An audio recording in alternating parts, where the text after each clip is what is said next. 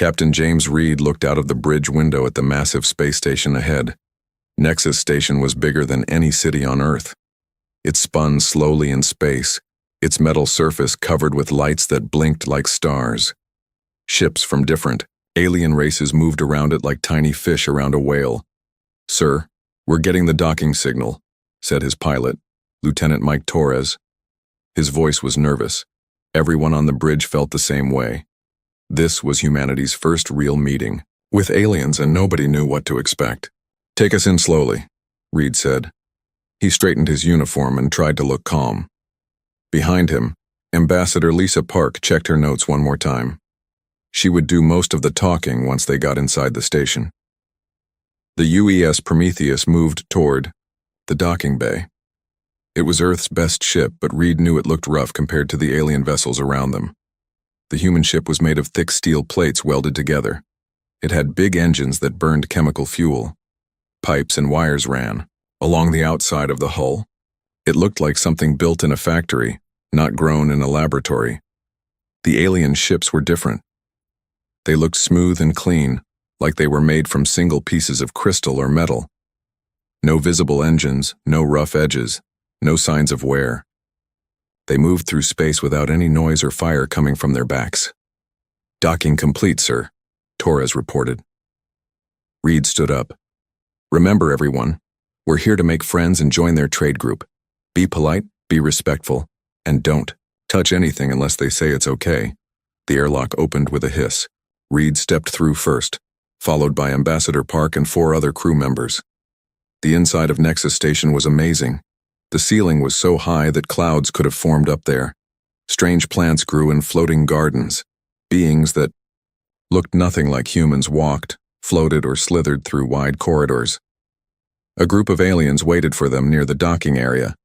Reed had studied their files during the trip, but seeing them in person was still shocking. The tall one was called Cole. He belonged to a race called the Vex. His body looked like it was made of living rock, with crystals growing from his shoulders and arms. His face had no nose, just 2 big eyes that glowed with orange light. Next to him stood Vel, who was from the Opal people. She looked like a walking diamond, her body clear and sparkling. Light seemed to move through her like water, through glass. When she moved, colors danced across her surface. The third alien was harder to look at directly. Zim was a flux, and his body seemed to be made of pure energy. He looked like a man-shaped lightning bolt that kept changing colors. Sometimes he was blue, sometimes yellow, sometimes red. "Welcome to Nexus Station," Cole said. His voice sounded like rocks grinding together. "We are curious to meet the new species that wants to join our Federation." Ambassador Park stepped forward. "Thank you for meeting with us. I'm Lisa Park, speaking for all of Earth. We're honored to be here." The 3 aliens looked at each other. Cole made a sound that might have been laughter. "Yes, we saw your ship arrive. Very interesting design choices. Our ships have served us well," Park said carefully. "Oh, I'm sure they have," Vel said. Her voice sounded like wind chimes. "But tell me, do you really fly around in ships filled with explosive gas?" Reed felt his face get hot. "We breathe oxygen. Our ships carry the air we need to live." This time, all 3 aliens made laughing sounds. Zim's body flashed bright yellow. "You carry pressurized oxygen tanks? In space? Where any small leak or spark could kill everyone on board?" "We have safety systems," Reed said. "Safety systems?" Cole laughed again. "You build ships that are basically flying bombs, and you think safety systems will save you?" The aliens walked around the human group, looking at them like they were strange animals in a zoo. More aliens had gathered to watch. Some pointed at the humans and made clicking or buzzing sounds that might have been laughter. "Come," Vel said. "Let us show you our ships. Perhaps you will learn something." They walked through the station to another docking bay. The alien ship was beautiful. It looked like it had been carved from a single piece of white stone. No rough edges, no visible joints, no pipes or wires anywhere. "This is a standard Federation trade vessel," Cole explained. "Notice the smooth hull design. No dangerous chemicals, no explosive gases, no primitive rocket engines. How does it move?" Reed asked. Gravity manipulation, Zim said, his colors shifting to blue. We bend space around the ship. Very safe, very clean, very civilized. They went inside the ship. Everything was smooth and round. The walls glowed, with soft light. The air felt thick and strange, like breathing soup. Reed noticed there were no emergency oxygen masks, no fire extinguishers, no backup systems that he could see. Where are your emergency supplies? Park asked. Emergency supplies? Vel looked confused. Why would we need those? Our ships don't break. Our technology is perfect. The humans looked at each other. Reed had been in space for 15 years. He knew that everything broke eventually. Engines failed, hull plates cracked, life support systems stopped working. That's why human ships carried backup systems for their backup systems. What happens if something goes wrong? Reed asked. Nothing goes wrong, Cole said simply. We have moved beyond such primitive concerns. They returned to the main station for the official meeting. The Federation's Trade Council sat at a curved table that floated in the air. Dozens of different alien species filled the room. They all looked clean, advanced, and perfect. Ambassador Park gave her prepared speech about Earth's desire to join the Federation. She talked about human achievements, their willingness to learn, and what they could offer in trade. The aliens listened politely, but Reed could see they weren't impressed. When Park finished, Cole stood up. The Federation appreciates Earth's interest, he said. However, we have concerns about your technological level. Your ships are dangerous, your methods are primitive, your people seem to accept unnecessary risks. We can learn, Park said. We can improve our technology. Perhaps, Vel said. But it will take time. Many years, maybe centuries. Zim flickered, bright red. We offer you junior membership. You provide raw materials, minerals, food, simple manufactured goods. We provide guidance and protection. Reed's hands made fists. Junior membership meant Earth would be a colony, not a partner. The aliens would take whatever they wanted and give back just enough to keep humans happy. We need time to consider your offer, Park said diplomatically. Of course, Cole said. Take all the time you need. But remember, space is dangerous for primitive species. You need our protection. As they walked back to their ship, Reed could hear alien voices behind them, still laughing about the bomb ships and the suicide species that flew around with pressurized oxygen. Sir, Torres whispered as they reached the Prometheus. Are we really going to accept their deal? Reed looked back at the perfect, clean alien ships, then at his own rough, scarred vessel. The Prometheus had taken him through asteroid fields, solar storms, and system failures that would have destroyed those pretty alien ships. It was ugly, but it was tough. Not if I can help it, Reed said quietly. Not if I can help it. 3 months had passed since the meeting at Nexus Station. Back on Earth, Dr. Alan Cross worked late in his laboratory.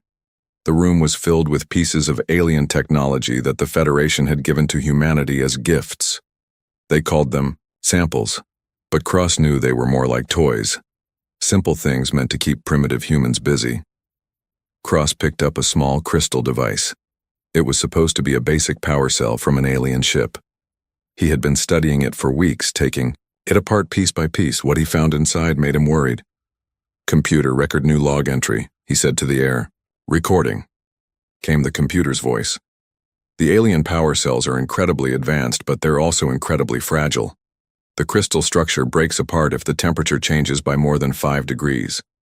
The energy flow stops completely. If there's any vibration stronger than a light touch, these things would never work on a human ship. Cross set the crystal down carefully. He had tested dozens of alien devices, and they all had the same problem.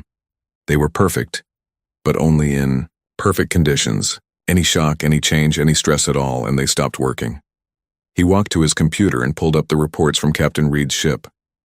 The Prometheus had been doing secret scouting missions along Federation trade routes for the past 2 months. What Reed had found was very interesting. The first report showed maps of Federation space. Every trade route was perfectly straight. No obstacles, no asteroids, no dangerous radiation. The aliens had spent thousands of years cleaning up their territory, making it safe for their delicate ships. Cross opened another file. This one showed what happened when Federation ships tried to leave their safe routes. 3 months ago, a Daizioi Vex trading ship had tried to take a shortcut through an asteroid field. The ship's navigation system couldn't handle the irregular movement of the rocks. It had to turn back after just 2 hours. They've made themselves weak, Cross said to himself. Meanwhile, millions of miles away, Captain Reed stood on the bridge of the Prometheus. His ship was hiding behind a large asteroid, watching a Federation convoy pass by. The alien ships moved in a perfect line, each one exactly the same distance from the others. "Sir, we're picking up their communications," said Lieutenant Torres from his station. "Put it on speaker," Reed ordered. The bridge filled with alien voices. They were complaining about everything. The route was too long. The gravity from a nearby moon was making their ships shake slightly. One captain wanted to turn back because there was too much space dust. Reed shook his head. These were the same aliens who had called humans primitive, but they were afraid of a little space dust. "Sir, new message from Earth," Torres reported. "It's marked urgent." Reed read the message on his personal screen. His face got dark. "Set course for Earth. Maximum speed." The Prometheus turned and headed home. Reed didn't tell his crew what the message said, but his hands were tight on the armrests of his captain's chair. On Earth, Military Commander Helen Stone sat in a meeting room deep underground. Around the table sat the leaders of Earth's space forces. The hologram in the center of the table showed the solar system, with red dots marking Federation ships. "The situation is getting worse," Stone said.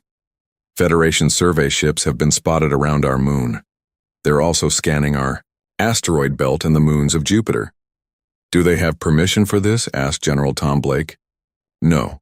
When we asked them to stop, they said surveying was their right under galactic law. They're treating us like we don't own our own solar system." Dr. Cross entered the room carrying a briefcase full of his research. He looked tired but excited. "Have news," he said. "I know why the aliens are so confident, and I know why we shouldn't be afraid of them." He opened his briefcase and pulled out several broken alien devices. "These are their tools, their weapons, their technology. They're amazing, but look at this." Cross picked up a small device and dropped it on the table. It made a soft clinking sound and stopped glowing. That was a Federation scanner. It was working perfectly until I dropped it from a height of 6 inches. Now it's completely dead. The military leaders looked at each other. "I've tested everything they gave us. Their technology can't handle stress, impact, temperature changes, or vibration. Their ships are the same way. They only work in perfect conditions." Stone leaned forward. "What does this mean for us?" "It means they're not as strong as they want us to think. Their ships are faster and more advanced, but they're also more fragile than anything we've ever built." General Blake picked up another device from Cross's collection. "How fragile?" "Remember the old story about the tortoise and the hare? We're the tortoise. Slow, but tough. They're the hare. Fast, but they can't handle a real fight." Captain Reed walked into the room. He had come straight from his ship, still wearing his spacesuit. "Commander Stone, I have bad news. The Federation isn't just surveying our system, they're marking territory." Reed activated his wrist computer. Images appeared on the room's main screen. They showed Federation ships placing strange metal objects on asteroids and moons. "Those are claim markers," Reed explained. "They're planning to take our resources." "Under what authority?" Stone asked. "They say primitive species can't properly use their resources. They claim they're helping us by managing our solar system for us." The room was quiet for a long moment. Finally, Stone spoke. "Dr. Cross, how long would it take you to figure out how to use their weaknesses against them?" Cross smiled for the first time in months. "Give me 2 weeks and a team of good engineers. I have some ideas." Reed sat down at the table. "What kind of ideas?" "Well, they think our ships are dangerous because we carry oxygen under pressure. They're right. Oxygen is dangerous. But they don't understand that we know how to control that danger. Cross pulled up a diagram on his computer. What if we stopped trying to contain the danger and started using it as a weapon? Stone looked at the diagram. It showed a human ship releasing clouds of oxygen into space around an alien vessel. You want to turn our life support into a weapon? Think about it. They're afraid of our oxygen systems because they know oxygen can explode. But they breathe different gases or don't breathe at all. To them, oxygen is just a dangerous chemical that we're crazy enough to carry around. Reed started to understand. If we could control the release of oxygen, we could create explosions in space, something they think is impossible. Their ships aren't built to handle that kind of attack. General Blake looked worried. This sounds very dangerous. Everything about space is dangerous, Reed said. The difference is that we've learned to live with danger. They've spent so long avoiding it that they've forgotten how to deal with it. Stone stood up.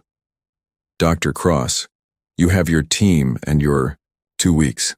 Captain Reed, I want you to keep watching Federation movements.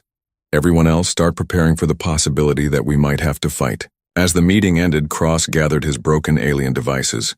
He looked at Reed. Captain, do you really think we can win against them? Reed thought about the Federation ships he had been watching. Beautiful, perfect, and fragile. Doctor, I've been flying through space for 15 years. I've survived engine failures, hull breaches, solar storms, and asteroid impacts. My ship looks ugly, but it's still flying. He pointed at the broken alien device in Cross's hand. That thing stopped working because you dropped it. Our ships get hit by space rocks the size of cars and keep going. Who do you think is really stronger? Cross smiled again. I see your point. Outside, through the underground facility's thick windows, Earth's moon hung in the dark sky. Federation ships moved around it like tiny dots of light, placing their claim markers and taking samples. They had no idea that the primitive humans they laughed at were about to show them what real danger looked like. Fleet Commander Rick stood on the bridge of his flagship, the Crystal Dawn. The Opal Commander's diamond body sparkled with angry red light as he read the latest report from the Federation Council. The humans had refused their generous offer of junior membership. Worse, they had told Federation survey ships to leave their solar system. Impossible, Rick said to his second-in-command, Captain Nala. A primitive species cannot simply refuse Federation law. The humans claim they own their entire solar system, Nala replied. Her crystal body flashed with confused blue colors. They say no one can take their resources without permission. Rick's laugh to sound like breaking glass. They think they can challenge us with their flying bombs? Their ships that leak dangerous gas? The Crystal Dawn led a fleet of 12 Federation ships toward Earth's solar system. Each ship was 3 times larger than the biggest human vessel. Their hulls were made of materials that could deflect energy beams. Their weapons could destroy a small moon. Sir, we're receiving a message from the humans, Nala reported. Put it on the main screen, Rick's ordered. Captain Reed's face appeared on the bridge display. Behind him, the rough metal walls of the Prometheus were visible. Rix noticed the pipes and wires that ran along the ceiling. Such ugly, primitive construction. Federation. Fleet, this is Captain James Reed of the United Earth Space Forces. You are entering our solar system without permission. Please state your business. Rix stepped forward. Human Captain, I am Fleet Commander Rix of the Federation Navy. Your species has violated galactic law by refusing Federation authority. You will surrender immediately and accept the terms offered to you. Reed's expression didn't change. Commander Rix, we have not violated any laws. This is our home system. You are the ones who are trespassing. Trespassing? Rix's body flashed bright red. Primitive species do not own star systems. You are not advanced enough to properly use these resources. The Federation will manage them for you. I don't think so, Reed said calmly. You have 1 hour to leave our system. After that, we will consider your presence an act of war. Rix laughed again. You threaten us? With what? Your dangerous ships that could explode at any moment? Commander Rix, Reed said quietly, you have no idea how dangerous our ships really are. The transmission ended. Rix looked around his bridge at his crew. They were all laughing, their crystal bodies flashing with amused colors. Prepare weapons, Rix ordered. We will disable their ships and bring them back to Nexus Station as prisoners. Perhaps a few years in Federation prison will teach them respect. An hour later, the two fleets met in the asteroid belt between Mars and Jupiter. Reed commanded 8 human ships while Rix had 12 Federation vessels. The humans were clearly outnumbered and outgunned. This will be easy, Rix said to his crew.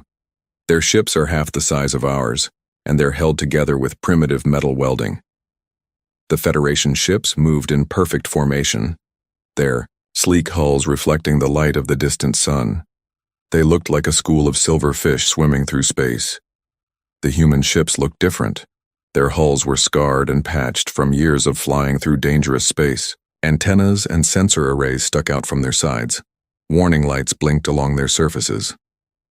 Sir, Nala said, the humans are moving into the asteroid field. Rix frowned. Follow them, but be careful of the rocks.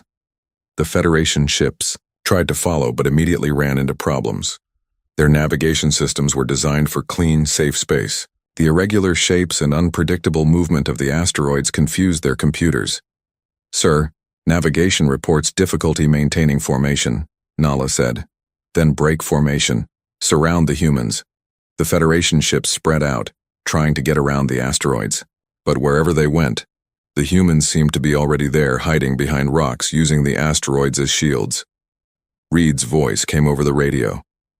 Federation fleet, last chance. Leave now, or we will defend ourselves. Attack, Rix ordered. The Federation ships opened fire with their particle beam weapons. Bright lines of energy cut through space, hitting the human ships. The primitive metal hulls sparked and burned where the beams struck. But the human ships didn't stop fighting. Even when their hulls were cut open, even when fires burned along their sides, they kept moving and shooting back. Sir, Nala said, her voice worried. The human ship we hit is still operational. Their hull is breached in 3 places, but they're still fighting. Rix watched in confusion as a human ship with half its hull blown away continued to fire its weapons. How are they still alive in there? Their life support must be failing, Rix said. They'll suffocate soon. But the human ships kept fighting. Reed's voice came over the radio again, but this time it was directed at his own fleet. All ships begin emergency venting procedures. Prepare for Protocol 7. Protocol 7? Nala repeated. What is Protocol 7? Rix didn't know, but he was about to find out. On the bridge of the Prometheus, Reed watched his damage reports. 3 of his ships were badly hurt, but they were all still fighting. The Federation weapons were powerful, but human ships were built to survive damage that would destroy the aliens' perfect vessels. Sir, all ships report ready for Protocol 7, Torres said. Execute, Reed ordered. Across the human fleet, ships began releasing clouds of oxygen into space. To the Federation forces, it looked like the human ships were dying, their atmosphere leaking out through battle damage. Rix smiled. Finally, their life support systems are failing. Move in and capture the survivors. The Federation ships advanced, entering the clouds of gas that surrounded the damaged human vessels. Their sensors detected the oxygen, but it didn't seem dangerous. After all, it was just a gas that humans needed to breathe. Sir, Nala said, we're getting strange readings from the gas cloud. Ignore it, Rix ordered. It's just their primitive atmosphere. Focus on capturing their ships. The Crystal Dawn moved deeper into the oxygen cloud, its sleek hull cutting through the invisible gas. Other Federation ships did the same, surrounding the apparently dying human vessels. Reed watched his tactical display. The Federation ships were exactly where he wanted them. All ships, Reed said into his radio, ignite on my mark. 3, 2, 1, mark. The Prometheus fired a single shot from its damaged engine. The shot wasn't aimed at a Federation ship. Instead, it was aimed at the cloud of oxygen surrounding the enemy fleet. The oxygen exploded. The blast was bigger than anything Rix had ever seen. The cloud of gas became a ball of fire that expanded in all directions. The Crystal Dawn shook as the explosion hit its hull. Warning lights flashed across the bridge. Damage report, Rix shouted. Hull breach on decks 5 through 8. Nala reported, her voice shaking. Engineering reports power loss to primary systems. Around them, other Federation ships were in worse shape. 2 were completely destroyed. 3 more were drifting, helplessly, their delicate systems damaged by the explosion. "How is this possible?" Rix demanded. "You can't have explosions in space." Reed's voice came over the radio again. "Commander Rix, you said our ships were dangerous because we carry oxygen under pressure. You were right, but you never understood that we know how to use that danger." The remaining Federation ships tried to retreat, but the humans weren't finished. More oxygen clouds appeared around them. More explosions followed. The perfect, clean vacuum of space became a war zone filled with fire and death. "Sir, we must retreat," Nala said. "Our ships can't handle this kind of warfare." Rick stared at the tactical display. Half his fleet was gone. The other half was damaged. The humans, with their ugly, primitive ships, had turned space itself into a weapon. "Fall back," he ordered. "Get us out of here." As the Federation ships limped away from the battle, Reed allowed himself a small smile. The aliens had called human ships dangerous. They had no idea how right they were. "Sir," Torres said, "should we pursue?" Reed shook his head. "Let them go. They need to report back to their leaders. They need to tell them what happened here." The human fleet regrouped among the asteroids. Several ships were badly damaged, but they were all still operational. Human engineering, built to survive in hostile space, had proven itself against alien perfection. Reed opened a channel to all his ships. "Good work, everyone. The aliens won't underestimate us again." But as he said it, Reed knew the real war was just beginning. Dr. Alan Cross sat in the secret military laboratory deep under the Rocky Mountains.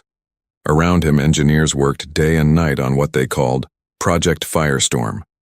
The room was filled with the sound of welding, drilling, and computer calculations. Cross looked at the holographic display floating above his desk. It showed a 3-dimensional map of space around Earth, with red dots marking Federation ships. More red dots appeared every day. The aliens were bringing in reinforcements. "Doctor," called engineer Lisa Chen from across the room. "We finished the tests on the new oxygen delivery system." Cross walked over to her workstation. On her screen was a video of a small explosion in the testing chamber. The blast had been bigger than expected. "How much oxygen did you use?" Cross asked. "Only 50 liters, Chen replied. "But when we mixed it with the right catalyst and ignited it, the explosion was 3 times larger than our calculations predicted." Cross smiled. "Excellent. The Federation has no idea what they're dealing with." In space, Captain Reed stood on the rebuilt bridge of the Prometheus. His ship had been repaired after the first battle, but the scars were still visible. New armor plates covered the holes in the hull. Fresh paint couldn't quite hide the burn marks from Federation weapons. "Sir, we're getting reports from our scout ships," Lieutenant Torres reported. "The Federation is gathering a much larger fleet at Nexus Station." Reed studied the intelligence reports on his screen. The Federation was taking humanity seriously now. Their new fleet had 30 ships, led by someone called Rear Admiral Nex of the Vex species. "What do we know about this Admiral Nex?" Reed asked. "He's considered one of their best military commanders," Torres replied. "He's never lost a battle." "There's a first time for everything," Reed said quietly. A message appeared on Reed's personal communicator.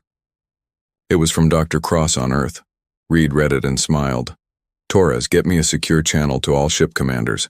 It's time they learned about our new toys." Meanwhile, at Nexus Station, Rear Admiral Nex studied the reports from Fleet Commander Rix's defeat. The Vex commander's rocky body was darker than usual, a sign of deep thought among his species. "These humans," Nex said to his aide, Captain Tor, "they used their atmosphere as a weapon." "Yes, sir," Tor replied. "Commander Rix reports that they created explosions in vacuum. No one thought such a thing was possible." Nex's orange eyes glowed, brighter. "Everything is possible if you're willing to sacrifice safety for effectiveness. The humans understand this. We have forgotten it. Sir, the humans are primitives.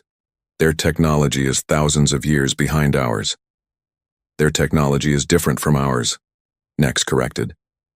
We build for perfection. They build for survival. In war, survival matters more than perfection. Nex walked to the large window that looked out at the Federation fleet. 30 beautiful ships hung in space, their hulls gleaming like jewels. Each one was a masterpiece of engineering. Prepare the fleet, Nex ordered. But remember, these humans are more dangerous than they appear. Their ships may look primitive, but they've turned their weakness into strength.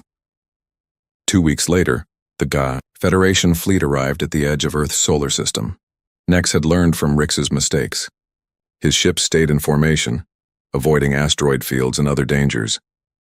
Reed met them with 12 human ships. The humans were still outnumbered, but they had something new. Each ship had been modified with Dr. Cross's latest invention, controlled oxygen release systems. Human fleet, Nex's voice came over the radio. I am Rear Admiral Nex. Surrender now and we will treat you with honor. Admiral Nex, Reed replied. You're welcome to try and take us, but you might want to remember what happened to Commander. I am not Rix, Nex said. I do not underestimate my enemies. The battle began differently this time. The Federation ships stayed at long range, using their particle beam weapons to attack the human fleet. They were careful not to get close to the human ships. Reed watched as the alien weapons hit his ships. The Prometheus shook as energy beams cut into its hull, but the ship kept fighting, its thick armor absorbing the damage. Sir, Torres reported, the enemy is staying too far away. We can't use our oxygen weapons at this range. Reed smiled. Then we'll have to make them come closer. All ships implement the wounded bird strategy. Across the human fleet, ships began to slow down. Some started spinning as if their engines were damaged. Others released smoke and debris, making them look like they were badly hurt. The Prometheus was the most dramatic. Reed ordered his crew to shut down half the ship's lights and to vent some steam from the engine room. To the Federation ships, it looked like the human flagship was dying. Sir, Tor said on the Federation flagship, the human ships appear to be severely damaged. Should we move in to capture survivors? Nex studied the tactical display. The human ships were drifting, apparently helpless, but something felt wrong. Maintain distance, Nex ordered. Continue firing. But, sir, Tor protested. We could capture their ships intact. Think of the intelligence value. Nex was about to refuse again when an urgent message came from the Federation Council. They wanted prisoners for questioning. They wanted human technology for study. Against his better judgment, Nex gave the order. Move in, but stay alert. The Federation ships advanced toward the apparently disabled human fleet. As they got closer, their sensors detected something strange. The space around the human ships was full of invisible gas. Sir, Tor reported, we're detecting large amounts of oxygen around the enemy ships. It's probably leaking from their damaged life support systems, another officer suggested. Nex wasn't so sure. All ships, prepare for... The human ships suddenly came alive. Their engines roared to full power, their weapon systems activated. They had been pretending to be damaged. It's a trap, Nex shouted. Reed's voice came over the radio. Admiral Nex, you wanted to capture our ships. Let me show you why that's a bad idea. The Prometheus fired a single flare into the cloud of oxygen that surrounded the Federation ships. The flare burned bright white as it flew through space. When the flare hit the oxygen cloud, space exploded. The blast was even bigger than the one that had destroyed Rix's ships. The oxygen had been mixed with other chemicals that made it burn hotter and faster. The explosion created a ball of fire that grew larger and larger. 3 Federation ships were destroyed instantly. 5 more were badly damaged. The perfect formation broke apart as ships tried to escape the burning cloud, but the humans weren't finished. More oxygen clouds appeared around the remaining Federation ships.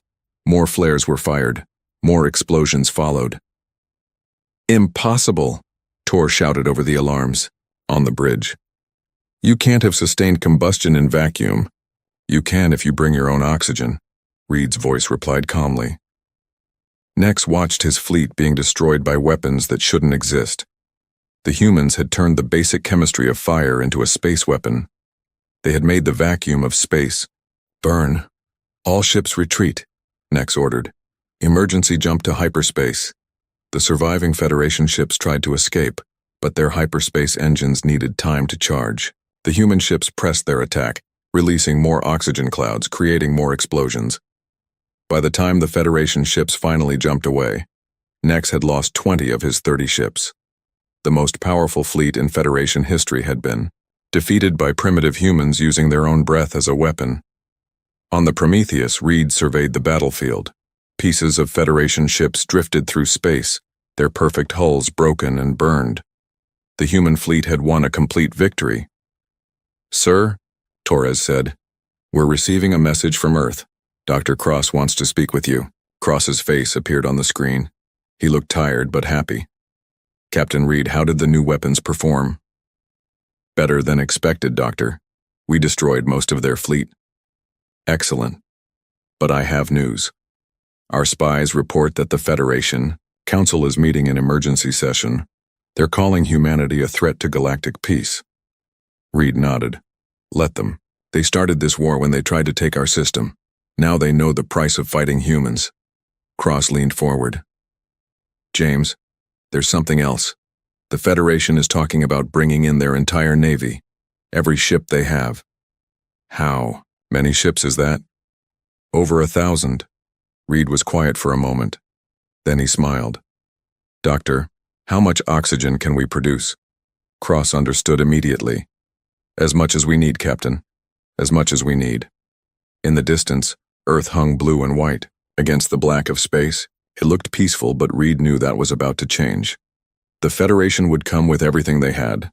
But humanity was ready. They had learned to turn their greatest weakness into their most powerful weapon. The aliens feared human ships because they carried explosive gas. Soon the aliens would learn to fear something else: human determination. 6 months after the second battle, space around Earth had become a war zone. The Federation Council had declared humanity a threat to galactic peace and sent their entire navy to end the human problem once and for all. Admiral James Reed, promoted after his victories, stood in the command center on Luna Base. The moon's surface was now covered with military installations, weapon factories, and massive oxygen production plants. Through the transparent dome above his head, Reed could see Earth hanging in space like a blue jewel. "Admiral," said Colonel Sarah Webb, his new second-in-command, "our scouts report the Federation main fleet will arrive in 72 hours. Over 1,000 ships." Reed studied the tactical display. Red dots filled the screen, each one representing an enemy vessel. The Federation had gathered ships from every member species: Vex, Opal, Flux, and dozens of others that humanity had never encountered. "How many ships do we have?" Reed asked. 43 operational vessels, sir, plus the orbital defense platforms around Earth and Mars." Reed nodded. The humans were outnumbered 20-1, but they had advantages the Federation didn't understand. Every human ship now carried advanced oxygen weapon systems. More importantly, they were fighting for their home. "Sir," Webb continued, "we're also receiving messages from some Federation species. It seems our victories have impressed them." Reed raised an eyebrow. "What kind of messages?" Webb activated a holographic display.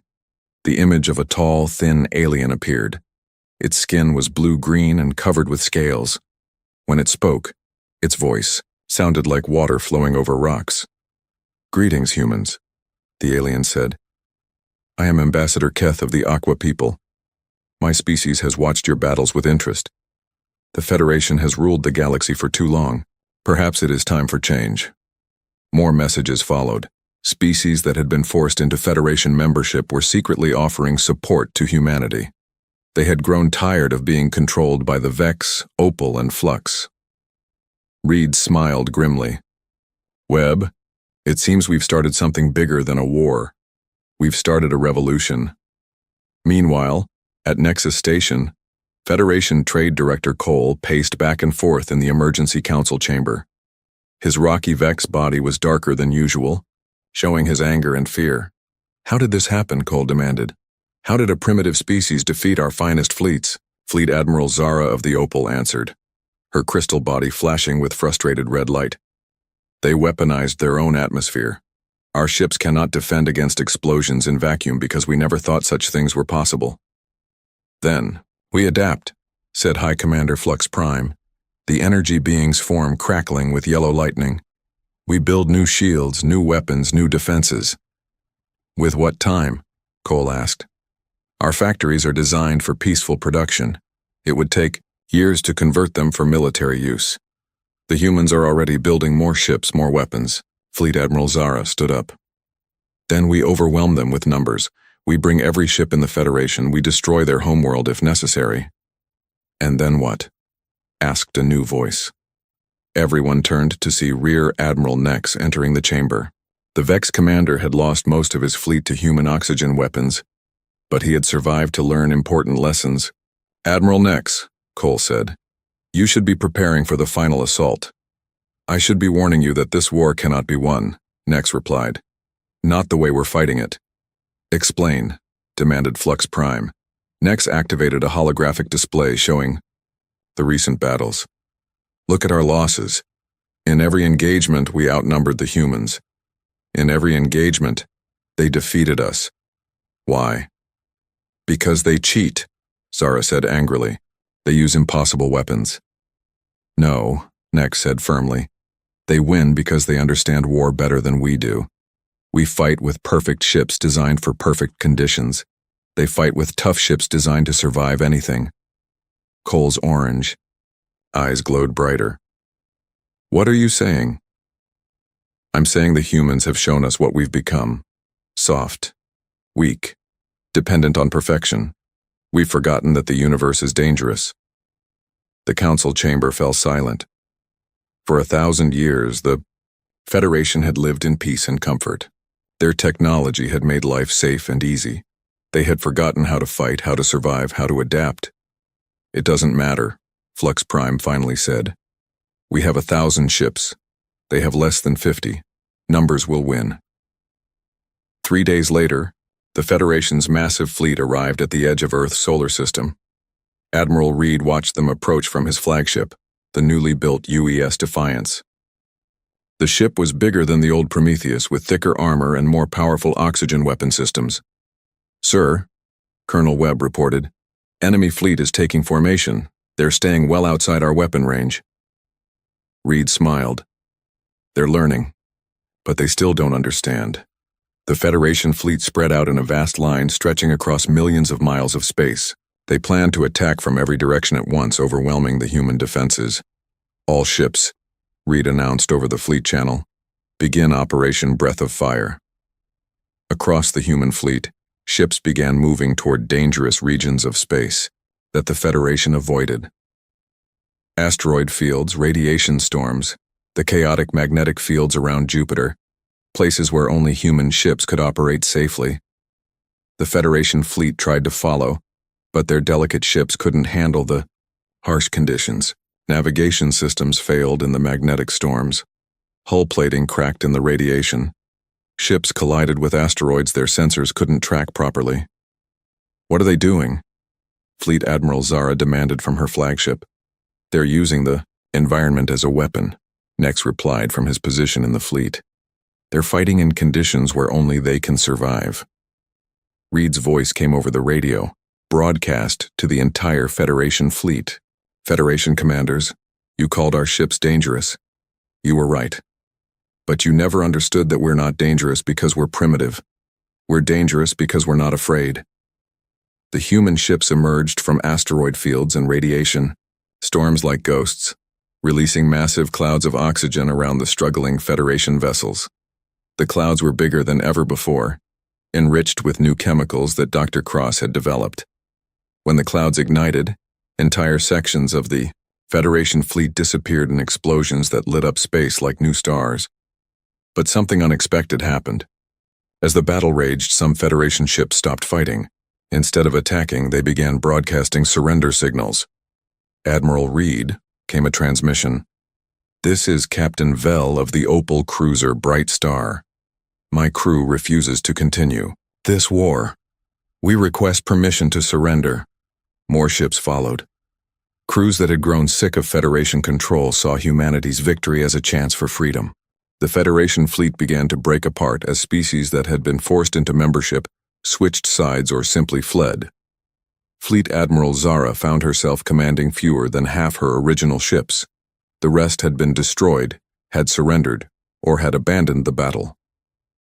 All remaining ships, she broadcast, retreat to Nexus Station. The humans have won. 2 weeks later, Ambassador Lisa Park stood in the rebuilt council chamber at Nexus Station. But now the chamber looked different. The high seats where the Vex, Opal, and Flux had ruled were empty. In their place sat representatives from dozens of species, including humans.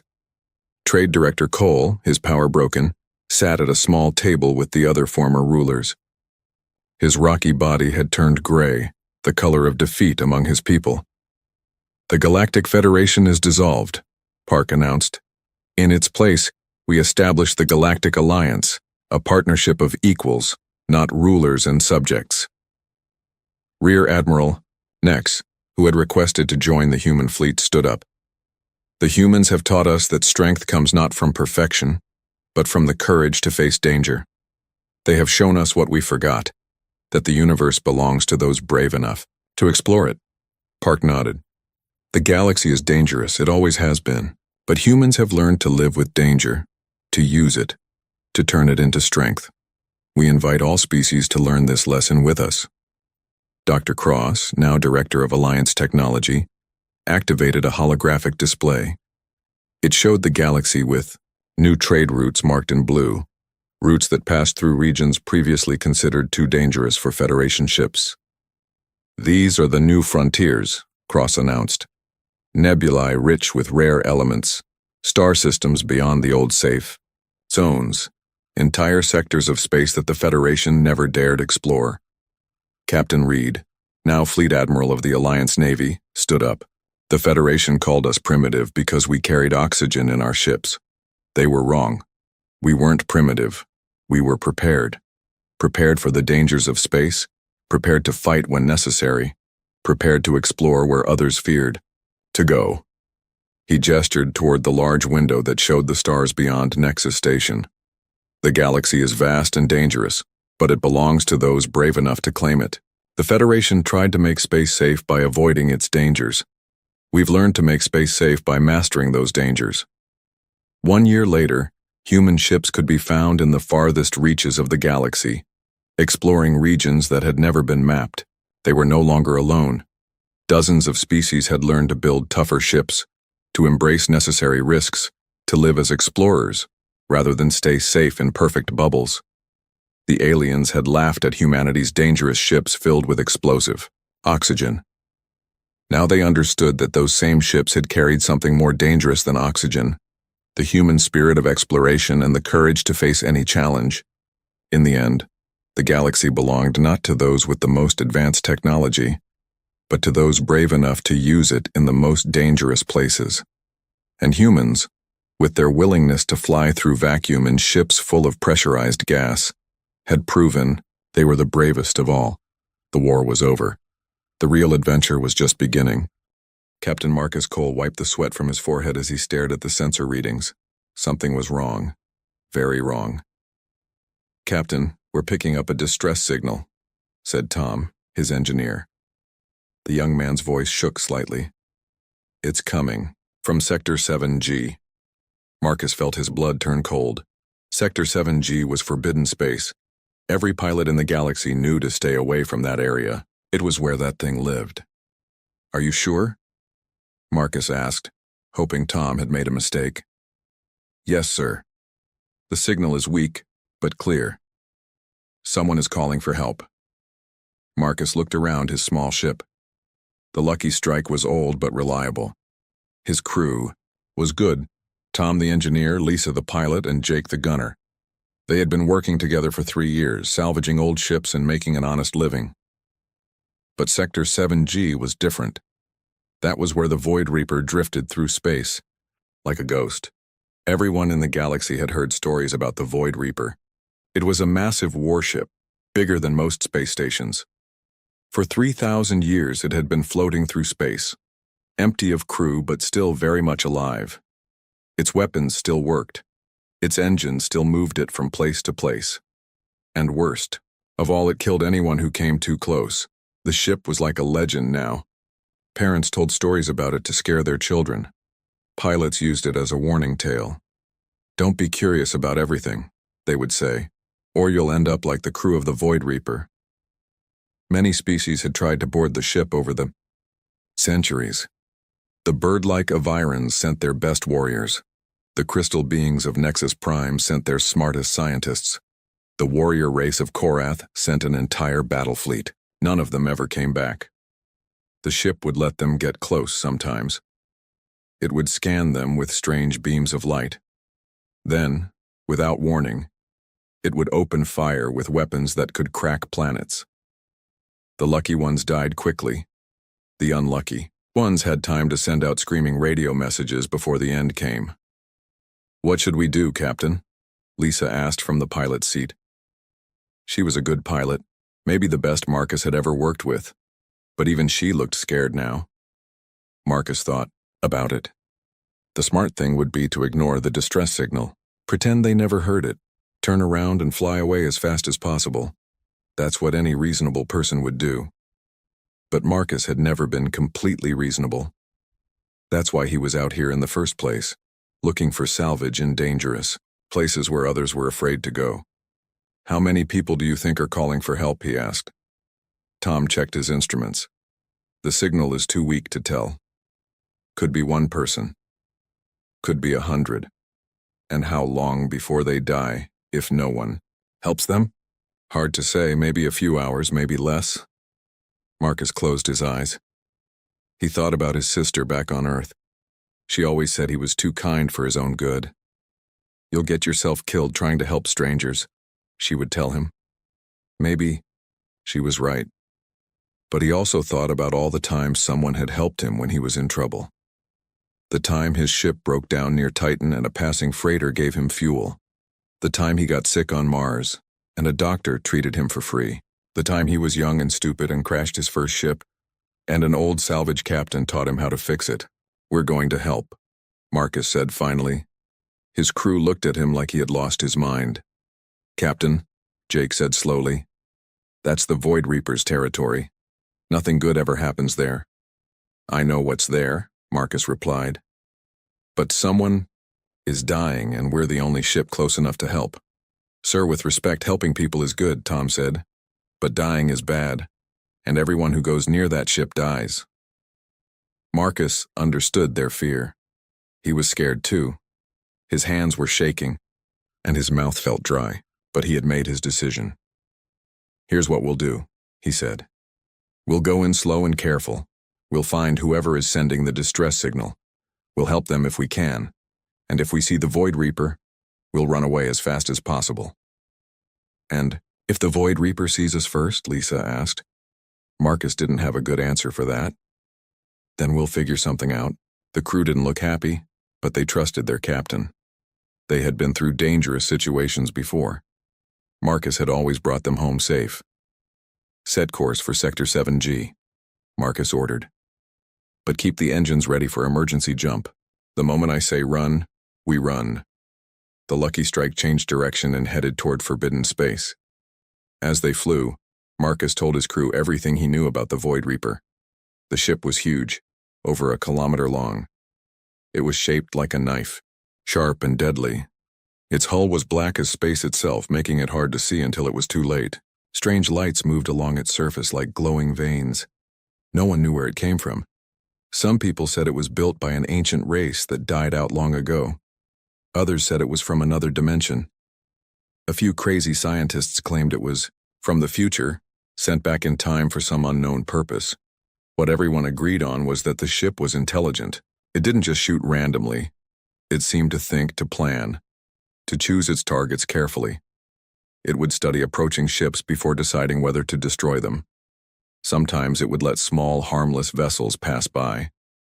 But anything that looked like a threat was destroyed immediately. The strangest thing was that the ship seemed to be looking for something. It would move from system to system, scanning planets and space stations. When it found what it was looking for, It would stop and wait. When it didn't find it, it would move on. But no one knew what it was searching for. As they got closer to Sector 7G, the distress signal got stronger. Tom was able to pick up more details. "It's definitely a ship," he reported. "Small, maybe a transport or a courier vessel. The signal is automated, which means the crew might already be dead," Marcus finished. "Or unconscious," Lisa said hopefully. "Or hiding," Jake added. Marcus nodded. "We'll know soon enough." The Lucky Strike entered Sector 7G. Space looked normal here. Stars, planets, nothing unusual. But Marcus could feel the danger in the air. His crew was quiet, everyone watching their instruments carefully. Then Tom's voice cut through the silence like a knife. "Captain," he whispered, "I'm picking up something big on sensors. Really big." Marcus looked at the screen. There, floating in the darkness like a sleeping giant, was the Void Reaper, and they were flying straight toward it. The Void Reaper hung in space like a dark mountain. Marcus had seen big ships before, but nothing like this. The alien warship was so huge that his little salvage vessel looked like a toy next to it. "Distance?" Marcus asked, his voice barely above a whisper. 5 kilometers and closing," Lisa replied. Her hands were shaking on the controls. "Captain, we should turn around now." Marcus stared at the massive ship. Strange blue lights pulsed along its black hull like a slow heartbeat. The ship looked dead, but those lights said otherwise. Something was alive in there. "The distress signal is coming from the other side of that thing," Tom reported. "Whoever needs help is on the far side of the Void Reaper." "Of course they are," Jake muttered. "Nothing is ever easy." Marcus made a decision. "Take us around it. Nice and slow. Don't do anything that might look threatening." "Everything looks threatening to that ship," Lisa said, but she followed orders. The Lucky Strike began to move around the enormous warship. As they got closer, Marcus could see details on the hull. There were weapon ports everywhere. Hundreds of them. Each one was big enough to destroy his ship with a single shot. Suddenly, every weapon on the Void Reaper turned toward them. "Captain," Tom shouted, "we're being scanned." The scan was like nothing Marcus had ever felt. It wasn't just checking their ship. It was looking inside, checking their cargo, their computers, maybe even their minds. The scan made his teeth ache and his vision blur. Then something impossible happened. A voice came over their radio. It was old and tired, speaking in broken galactic standard. "Unknown vessel. Identify yourself. State your species and purpose." Marcus looked at his crew. In 3,000 years, no one had ever heard the Void Reaper talk. It just killed people. But now it was asking questions. "This is Captain Marcus Cole of the salvage ship Lucky Strike," he said into the radio. "We heard a distress signal. We're here to help." "Species?" the voice asked again. "Human," Marcus replied. Silence. The weapon systems on the Void Reaper powered down. The massive ship, which had been drifting slowly through space, came to a complete stop. "Human," the voice said again, softer this time. There was something like surprise in it, maybe even hope. "Yes, human," Marcus confirmed. "Look, we're not here to cause trouble. Someone is calling for help, and we want to assist them." More silence. Then the voice spoke again, clearer now. "Human vessel, you will dock with this ship. Bay 7 is opening for you." "What?" Lisa gasped. "It wants us to dock?" "No way," Jake said. "That's how it kills people. It lets them get close, then boom." But Marcus was thinking. The ship had stopped when he said he was human. It had powered down its weapons. That had never happened before. Ever. "Why does it want us to dock?" he asked over the radio. "You must. Come aboard, human. There are things you need to see, things you need to know." "Captain, don't do this," Tom pleaded. "It's a trap." Marcus looked at the massive ship again. Every instinct told him to run, but something else told him this was important. More important than he could understand. "If I come aboard, will you let my crew go?" he asked. "Your crew may leave if they wish. But you, human, Must come aboard. Marcus made his decision. Lisa, take us to docking bay 7. Sir, I really think that's an order. Reluctantly, Lisa piloted the Lucky Strike toward the indicated docking bay. A huge door opened in the side of the Void Reaper, revealing a bay that was easily big enough for 20 ships their size. As they docked, Marcus suited up in his space gear. The Void Reaper might have air, but he wasn't taking chances. I'm going aboard, he told his crew. If I'm not back in 2 hours, leave without me. We're not leaving you, Captain, Tom said. Yes, you are. That's an order, too. Marcus checked his suit one more time. Someone needs to tell Earth what happened here. If this goes bad, that someone is you. Marcus walked through the airlock and stepped onto the Void Reaper. The first thing he noticed was that there was air. His suit's sensors confirmed it was breathable. The second thing he noticed was that the ship wasn't empty. The corridors were filled with bodies. They weren't rotting. Corpses. They looked like they were sleeping. Hundreds of them, maybe thousands, all perfectly preserved. And they all looked human. Welcome aboard, said the voice. It was coming from speakers in the walls now. I am Aria. I have been waiting for you. Waiting? For me? Marcus asked, walking carefully through the corridor of sleeping people. You don't even know me. I have been waiting for any human. It has been 3,217 years since I last spoke to one of your kind. Marcus stopped walking. That's impossible. Humans have only been in space for a few hundred years. That is incorrect, Aria said. But it is understandable that you believe it. Come to the bridge. I will show you the truth. Marcus followed the voice through the ship. Everywhere he looked, there were more sleeping humans. Men and women of all ages, all wearing strange uniforms he didn't recognize. They looked peaceful, like they had just laid down for a nap. Are they dead? He asked. No, they sleep. I keep them safe until they can wake up again. When will that be? Now that you are here, perhaps soon. The bridge of the Void Reaper was enormous. Screens covered every wall, showing star maps and data that Marcus couldn't understand. In the center was a chair that was clearly meant for a human captain. Sit, Aria said. Marcus sat in the captain's chair. Immediately the screens came alive, with images and information. 3,000 years ago, Aria began, humanity was not a young species learning to explore space. Humanity was old, wise, and powerful. You had ships that could cross the galaxy in days. You had weapons that could destroy stars. You had colonies on 1,000,000 worlds. The screens showed images of vast human cities on alien planets. Massive space stations, fleets of ships bigger than anything Marcus had ever imagined. What happened to them? Marcus asked. War, Aria said simply. An enemy came from the deep dark between galaxies. An enemy that could not be fought with normal weapons. An enemy that consumed consciousness itself, leaving only empty shells behind. The screen showed something horrible. Worlds full of people who moved and breathed but had no minds. Empty eyes staring at nothing. Humanity fought this enemy for 100 years. We were losing. So your leaders made a desperate choice. They scattered the human race across the galaxy, erasing your memories, making you forget who you were. They hoped that if you became primitive again, the enemy would overlook you. And the Void Reaper? Marcus asked. I was left to guard and wait, to watch for signs that humanity was ready to remember, to destroy any ships that might be controlled by the enemy. For 3,000 years I have been alone, protecting the galaxy from shadows. Marcus felt like his world was spinning. You're saying humans aren't from Earth? Earth is just one of many worlds where humanity hid. There are others, and now that one human has found me, the others will begin to remember too. Suddenly alarms began blaring throughout the ship. What's happening? Marcus asked. Ships are coming, Aria said. Many ships. They know a human has boarded me.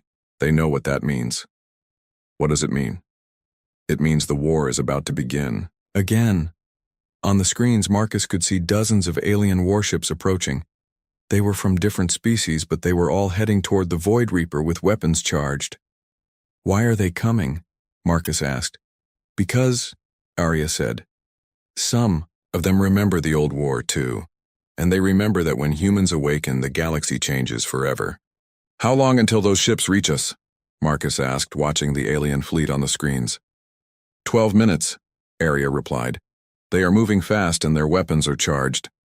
Marcus felt panic rising in his chest. Can we fight them? The Eye. Void Reaper is powerful, but there are many ships out there. Some carry weapons I have not seen before. Arya paused. But that is not the real problem. What's the real problem? Some of those ships should not be working together. The Krell Empire and the Zephyr Federation have been at war for 50 years. The Titan Collective never works with anyone. But now they are all flying together, heading straight for us. Marcus stared at the approaching fleet. Arya was right. It made no sense. These alien races hated each other. Why were they suddenly cooperating? There is something else you need to know, Arya said.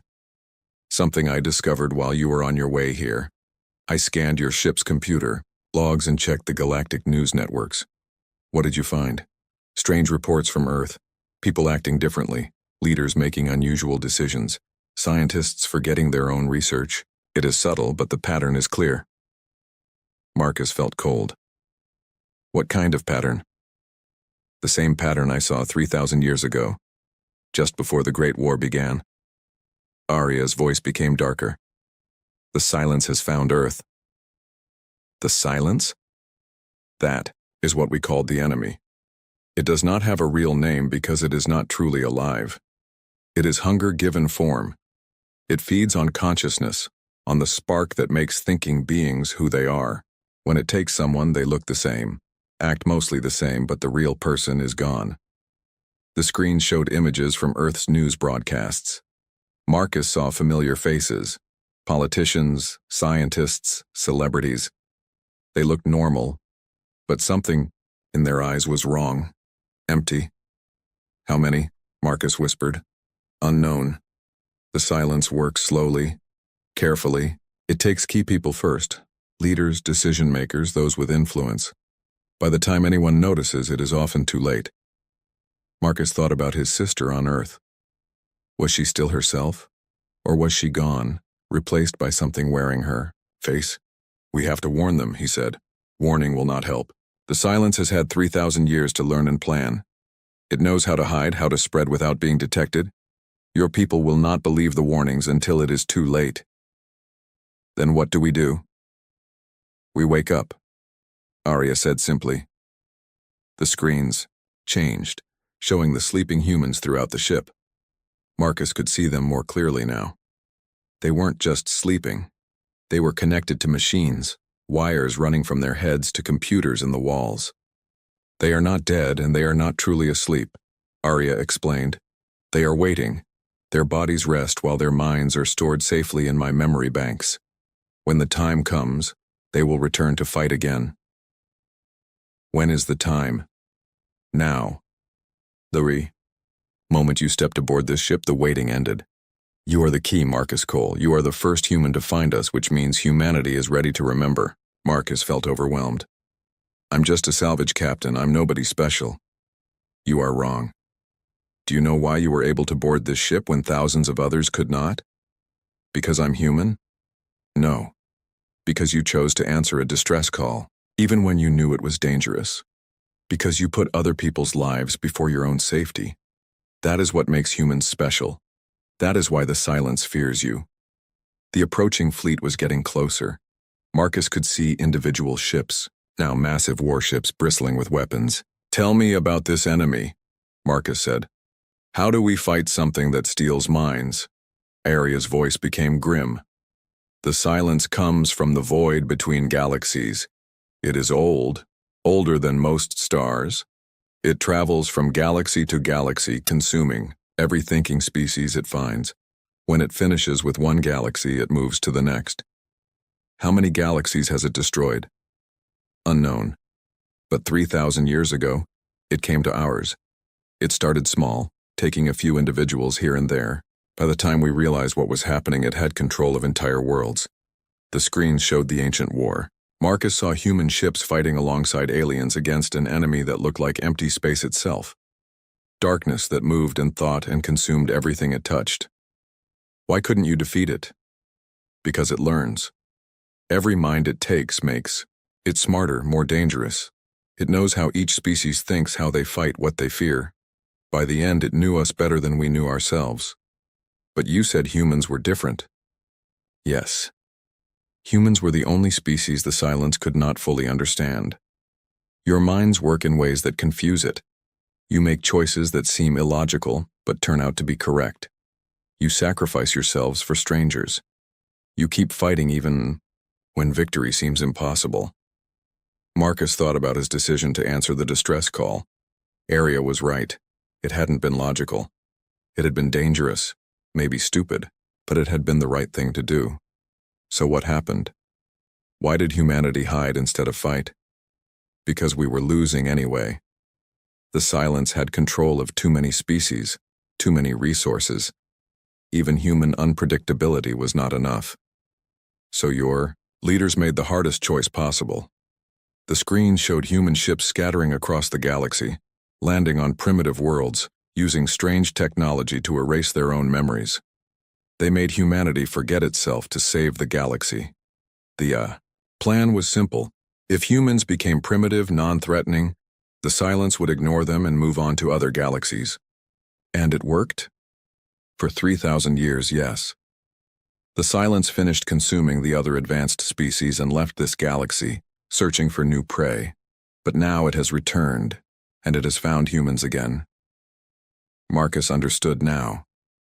That's why those alien ships are coming. They know what human awakening means. Some of them remember the old war. They know that when humans regain their memories and technology, everything changes. Some want to help you, others want to stop you before you become too powerful, and some are controlled by the silence. Yes, the enemy did not leave completely. It left parts of itself behind, sleeping in the minds of certain individuals, waiting for the right moment to wake up. The fleet was only minutes away now. Marcus could see weapon ports opening on the largest ships. What happens when those sleeping humans wake up? He asked. They remember everything. 3,000 years of history, technology, warfare. They remember how to build ships that can cross galaxies, weapons that can crack reality itself. They remember how to fight the silence. And the silence knows this? The silence fears this. That is why it moved so quickly once it detected human space activity. It hoped to consume your species before you could remember who you are. Marcus made his decision. Wake them up. Are you certain? Once they wake, there is no going back. The galaxy will know that humanity has returned.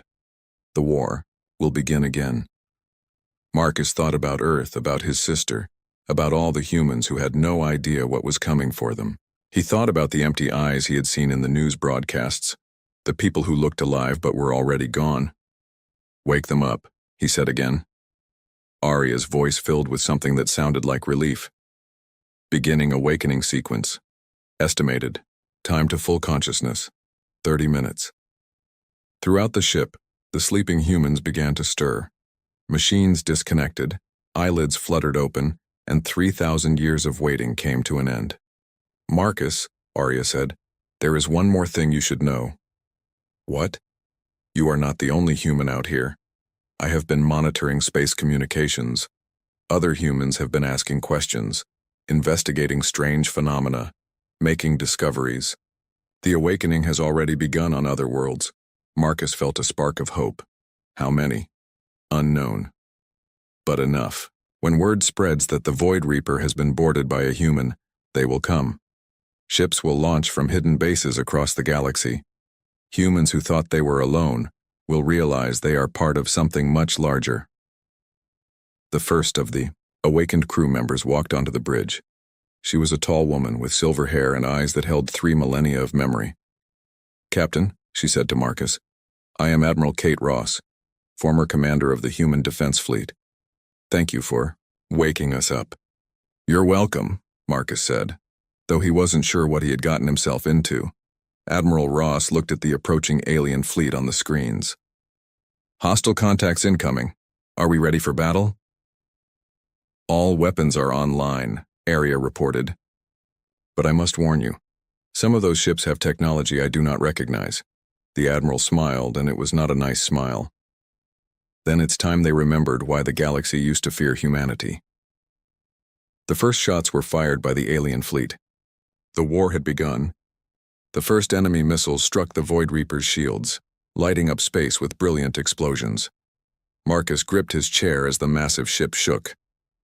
Shields holding at 90%, Arya reported. But more ships are coming. I count 47 vessels now. Admiral Ross stood calmly on the bridge, watching the battle unfold on the screens. She looked like she had been fighting space battles her whole life, which Marcus realized was probably true. Target their command ships first, she ordered. The big ones in the center of their formation. With respect, Admiral, Arya said. Those ships have shields I cannot penetrate. Their technology is more advanced than what I remember. Admiral Ross smiled. Then it's time to show them some technology they don't remember. She walked to a console and placed her hand on it. The console glowed, recognizing her touch after 3,000 years. Activating phase weapons, she announced. Marcus had never heard of phase weapons. From the way the Admiral said it, he guessed they were something special. The Void Reapers. Main guns changed. Instead of firing normal energy beams, they shot something that looked like ripples in space itself. The ripples passed right through the enemy shields as if they weren't there, then tore the ships apart from the inside. 3 alien warships exploded in seconds. How did you do that? Marcus asked. Phase weapons attack the space around a target, not the target itself, Admiral Ross explained. No shield can stop them because they don't actually touch the shield. The remaining alien ships pulled back, clearly surprised by weapons they had never seen before. But they didn't retreat. Instead, they formed a new battle line and kept firing. They're learning fast, Arya observed, and too fast. Admiral Ross frowned. What do you mean? Watch their attack patterns. They just saw phase weapons for the first time, but they're already adapting their tactics. That level of learning speed is not normal for these species. Marcus felt a chill. The silence? Possible. If some of those ship crews are controlled by the enemy, they would have access to the silence's learning abilities. More enemy ships were arriving every minute. Marcus could see them on the long-range sensors, dozens of fleets from different alien races, all heading toward their position. This doesn't make sense, he said. How did they know to come here so fast? Admiral Ross checked her instruments. Arya, scan the communication networks. I want to know what they're saying about us. The screen's filled with intercepted alien communications. Marcus listened to the translations, and what he heard shocked him. Human ship has awakened the death vessel. Ancient enemy has returned to consume the galaxy. Destroy them before they spread their poison. The human plague must not be allowed to survive. They think we're the enemy, Marcus said. Of course they do, Admiral Ross replied grimly. 3,000 years of propaganda will do that. The silence has had a long time to rewrite history. Arya's voice cut through their conversation. Admiral, I'm detecting something disturbing. Several of the approaching fleets are using coordinated attack patterns that require real-time communication across hundreds of light years. That's impossible, Marcus said. No one has faster-than-light communication that good. Humans did, Admiral Ross said quietly. 3,000 years ago, and so did the silence. The terrible truth hit Marcus like a physical blow. You're saying those fleets are being controlled directly by the silence? Some of them, yes. The enemy didn't just leave sleeping agents behind. It left parts of itself, connected across space, able to coordinate attacks instantly. As if to prove her point, all 47 enemy ships suddenly changed their attack pattern at exactly the same moment, moving with perfect coordination to surround the Void Reaper. They're trying to trap us, Marcus observed. Let them try, Admiral Ross said. She activated another console. Arya, prepare for quantum jump. Quantum jump? Marcus asked. Teleportation, the Admiral explained. We're going to disappear from here and appear somewhere else instantly. I thought that was impossible. It is for most species, but humans have always been good at doing impossible things. The Void Reaper began to glow with strange energy. Space around them started to bend and twist in ways that hurt Marcus's eyes to look at. Then they were somewhere else. "Jump complete," Arya reported. "We are now in the Outer Rim, near the abandoned mining station at Kepler 442. Marcus looked at the screens. They were in empty space far from any inhabited systems. But they weren't alone. Other ships were already waiting for them. "Human ships," Admiral Ross said with satisfaction. "I sent out a recall signal before we jumped. Our people are coming home." Marcus counted 12 ships on the sensors. They were different sizes and designs, but they all had one thing in common. They were clearly built by humans, even though Marcus had never seen designs like them before. "Where did they come from?" he asked. "Hidden bases," Admiral Ross explained. "When humanity scattered 3,000 years ago, we didn't just hide on primitive worlds. We also built secret shipyards and weapon factories hidden in asteroid fields and dead systems. All of them were programmed to activate when the recall signal was sent." One of the human ships opened a communication channel. The face that appeared on screen was that of a young man with Asian features. "Admiral Ross," he said. "This is Captain David Kim of the Starship Phoenix. Good to see you again." "Good to see you too, David. How many ships do we have?" 43, so far, with more arriving every hour. Word is spreading through the hidden networks. Humans who thought they were alone are realizing they're part of something bigger. Marcus felt a spark of hope. 43 ships against thousands of alien vessels? Admiral Ross turned to him. "Marcus, you're thinking like a salvage captain. Start thinking like a human admiral. We don't need to match their numbers. We need to be smarter, faster, and more unpredictable than they are." "What's the plan?" Captain Kim asked. "First, we gather intelligence. I want to know which alien leaders are controlled by the silence and which ones are just scared. Second, we start waking up the rest of our people. There are humans on hundreds of worlds who don't know their true history yet." "And third?" Marcus asked. Admiral Ross's expression became hard as steel. "Third, we remind the galaxy why they used to call us the most dangerous species in known space." Arya interrupted their conversation. "Admiral, I'm detecting quantum signatures. Something is tracking our jump. How is that possible?" "Unknown. But 17 alien fleets have just appeared at the edge of this system. They found us in less than 10 minutes. Marcus stared at the sensors. The enemy fleets were massive, hundreds of ships, maybe thousands, and they were all heading straight for the small human force. "They can track quantum jumps now, Admiral," Ross said quietly. "The silence has been busy while we were sleeping." "What do we do?" Captain Kim asked. Admiral Ross was quiet for a moment, thinking. Then she smiled, and Marcus realized he was seeing the expression that had made enemies fear humanity 3,000 years ago. "We do what humans do best," she said. "We improvise." She activated the ship-wide communication system, speaking to all 43 human vessels at once. "Attention all ships. This is Admiral Ross of the Void Reaper. 3,000 years ago, our ancestors made the ultimate sacrifice to save this galaxy from the silence. They gave up their memories, their technology, their very identity, to keep the enemy from winning." Marcus could see the faces of human captains on multiple screens, all listening intently. "Today we honor that sacrifice by remembering who we are. We are the species that refuses to give up. We are the people who fight impossible odds and somehow win. We are the race that the silence fears above all others." The enemy fleets were getting closer. Marcus could see individual ships now, weapons charging, ready to fire. "They outnumber us 1,000 to 1, Admiral Ross continued. "They have better technology, bigger ships, more resources. By every logical calculation, we should surrender or run away." She paused, and when she spoke again, her voice carried 3 millennia of human determination. "But we're not going to do the logical thing. We're going to do the human thing. We're going to show them why their ancestors used to have nightmares about us." The first enemy shots began to fire. The real war was about to begin. "All ships," Admiral Ross commanded, "attack formation. Let's remind the galaxy what happens when you threaten humanity." 43 human ships turned to face thousands of alien vessels. The odds were impossible, The situation was hopeless. Marcus had never felt more proud to be human. The first wave of enemy missiles filled space like a deadly cloud. Marcus watched on the screens as thousands of projectiles streaked toward the 43 human ships.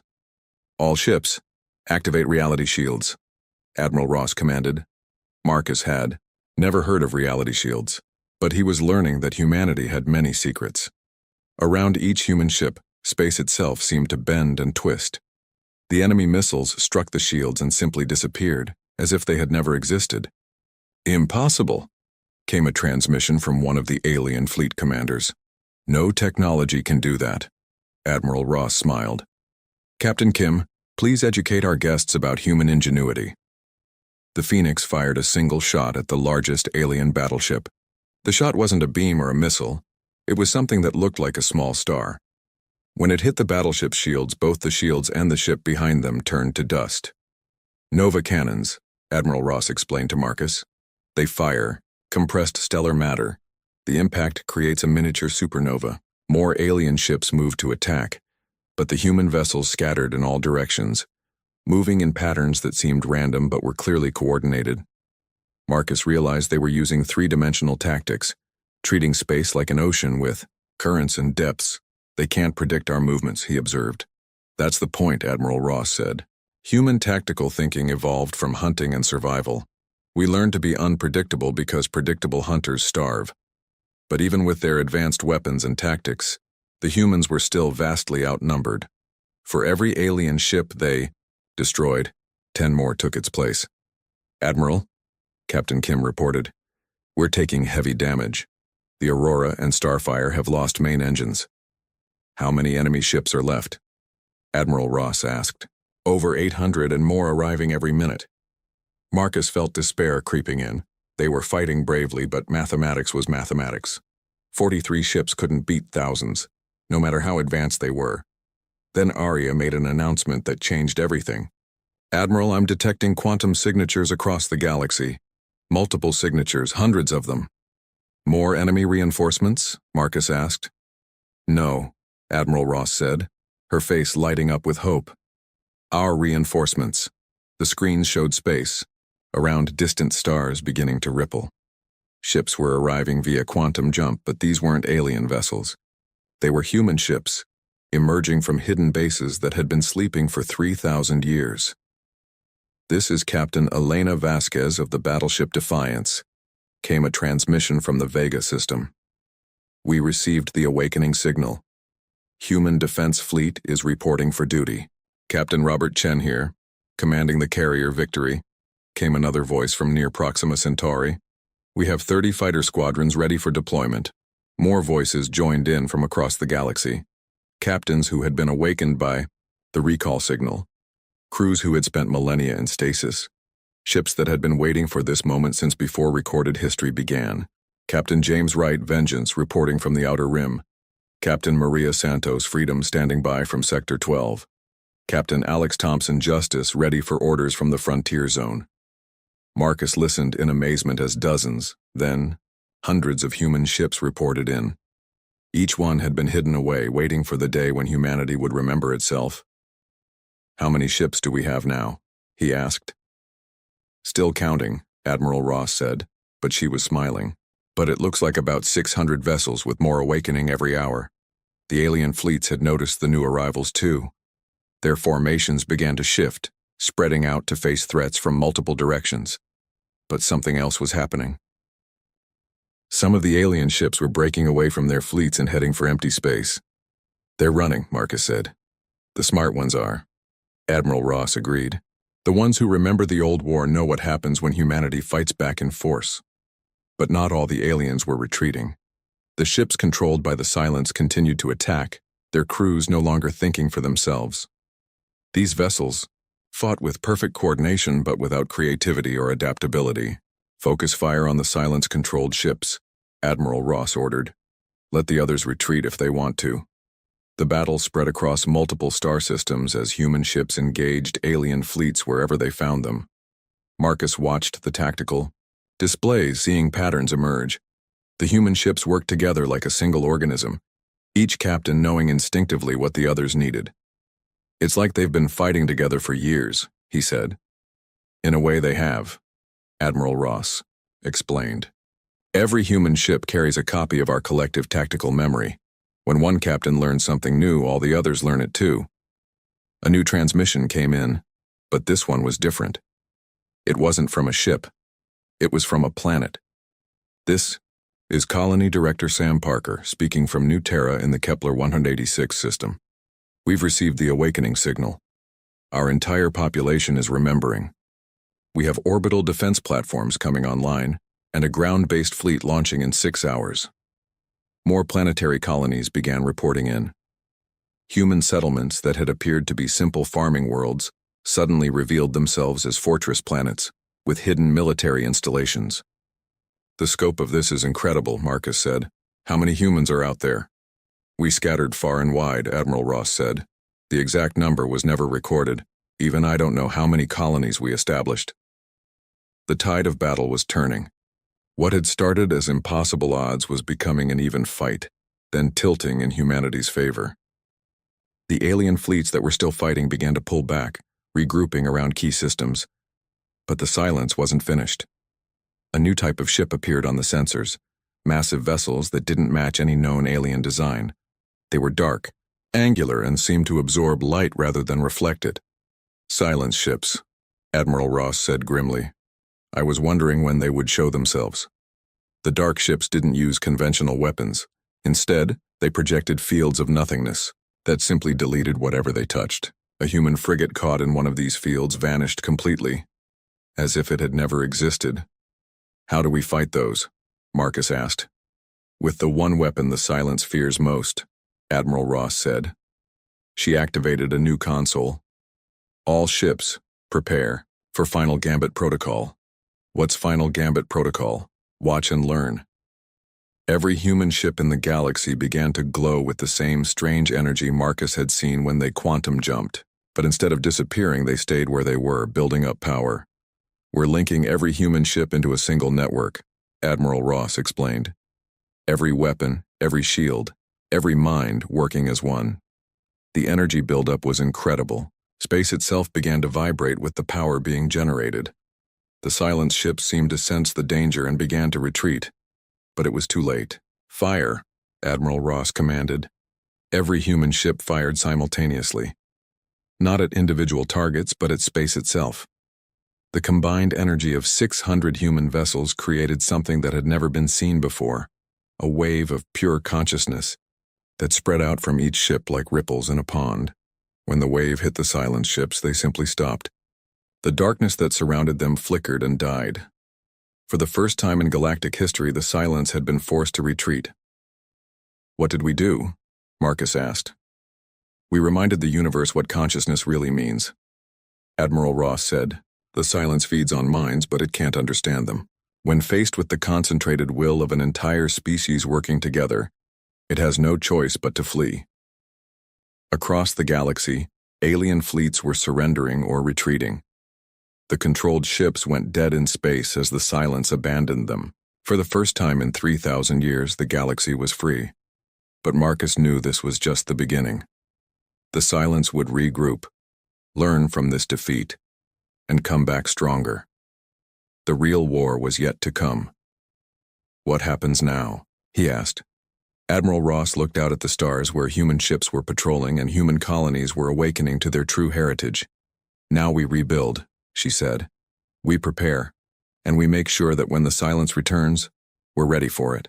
Marcus thought about his simple life as a salvage captain, which seemed like a lifetime ago. He had answered a distress call and accidentally started a galactic war. But looking at the stars filled with human ships, he realized he had also helped save the galaxy. Will Earth be safe? He asked. Earth will be fine, Admiral Ross assured him. We have ships heading there now to deal with the silence infiltrators. Your people will remember who they really are. Marcus smiled. His sister would be amazed when she learned the truth about humanity's heritage. The whole galaxy would be amazed. The war was just beginning, but for the first time in 3,000 years, humanity was no longer hiding. They were ready to face whatever came next, together. In the darkness between galaxies, the silence felt something it had never experienced before, Fear. The humans were awake. The galaxy was no longer defenseless. And somewhere in that vast network of human consciousness, plans were already being made for the next phase of the war. The real battle for the galaxy's soul was about to begin.